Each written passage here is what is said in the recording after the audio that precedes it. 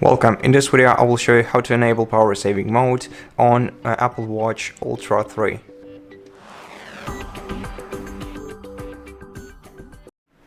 So first of all, unlock your Apple Watch, then press the side button to open the control center.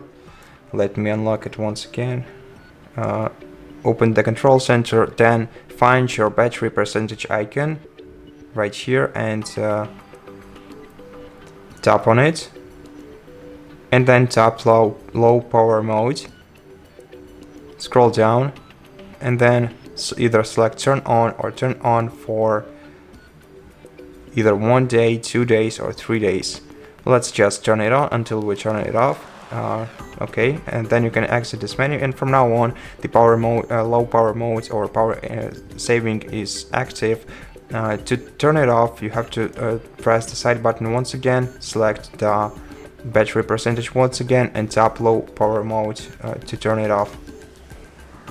And that's it. Thank you for watching this video. If you liked it, consider subscribing to our channel, leave us a like and a comment below, and I'll see you in the next one.